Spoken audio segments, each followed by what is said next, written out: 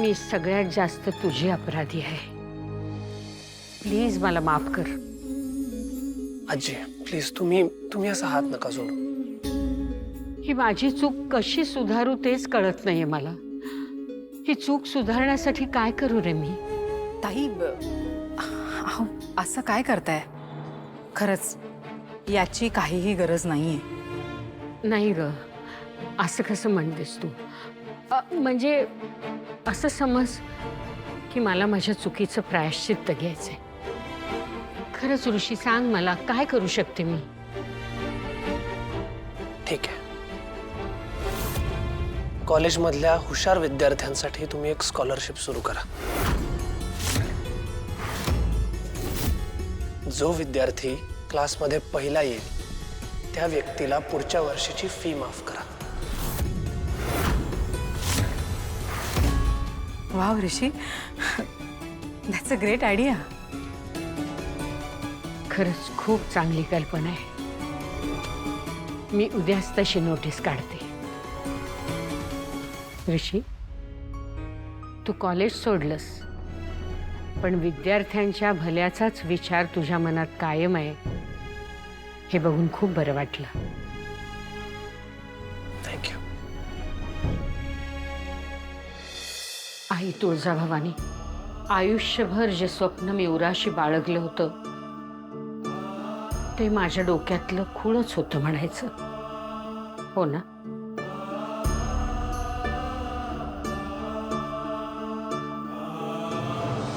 आणि काय माझं नशीब आहे, माझ्या जवळच्या माणसांनीच ते माझ्या डोक्यातलं खूळ दूर केलं। आता माझ्या मनामध्ये माझ्या मोठ्या नातीचा विचार सुद्धा नाहीये। आता जे काही घडेल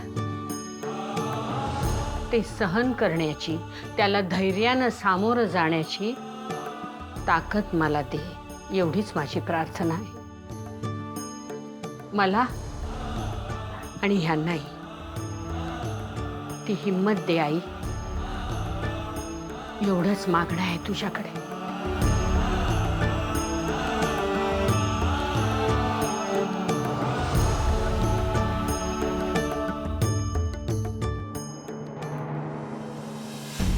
वहिनी थांब, वहिनी।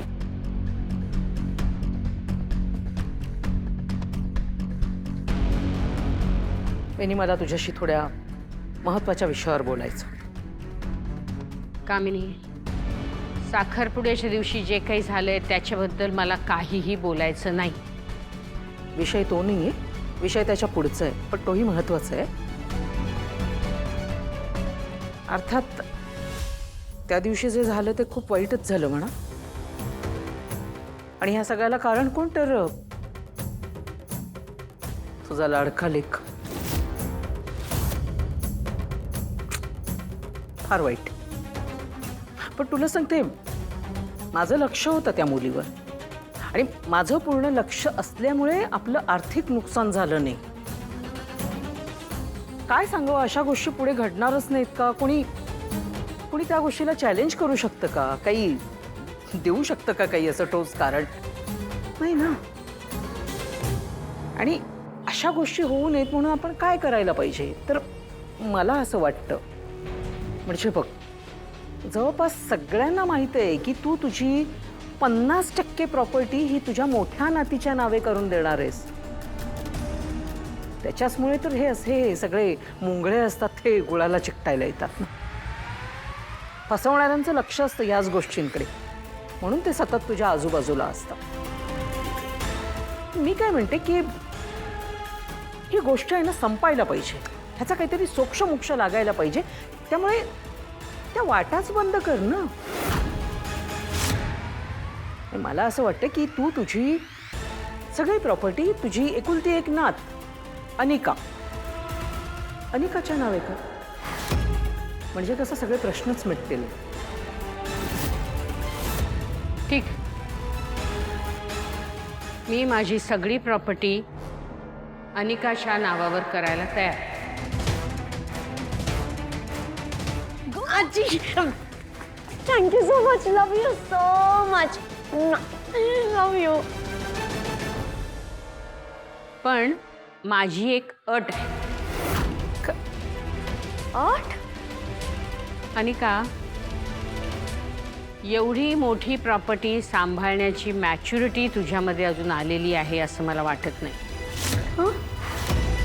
तू म्हणतेस मी अनिका महाजन आहे म्हणून, पण माणूस जबाबदार आहे की नाही हे त्याच्या नावावरून नाही, त्याच्या वागण्यावरून कळतं. आणि म्हणूनच तू जर नीट वागायला लागलीस, यावर्षी उत्तम मार्कांनी पास झालीस, तरच सगळी प्रॉपर्टी मी तुझ्या नावाने करते. वहिनी लिहून घे माझ्याकडनं. यावर्षी अनिकाला खूप चांगले मार्क मिळतील आणि मी तर म्हणते ती पहिलीच येईल कॉलेजमधनं, हो की नाही? कॉलेजमध्ये इतरही अनेक हुशार विद्यार्थी आहेत, त्यामुळे स्पर्धाही जास्त आहे. बघूया आपण.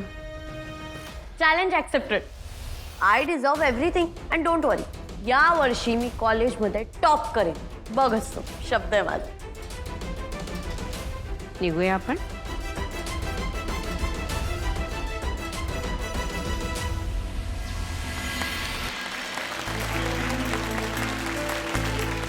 Welcome to office Rishi sir. थांबा प्लीज प्लीज प्लीज प्लीज.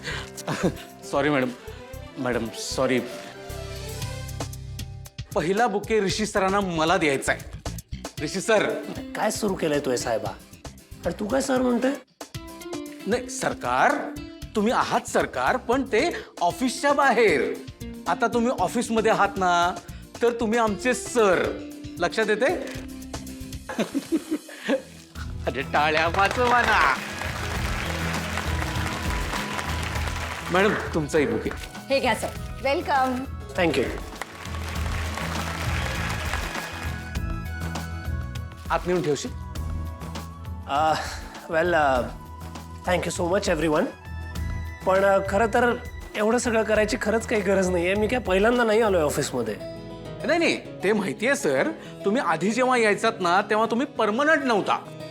आता तुम्ही परमनंट आहात. या ऑफिसचे बॉस आहात आता तुम्ही.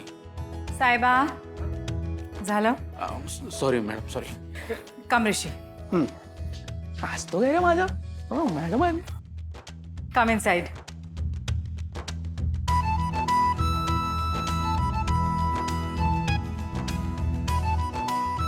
हे कॅबिन खास तुझ्याकरता तयार केलंय. Your chair is waiting.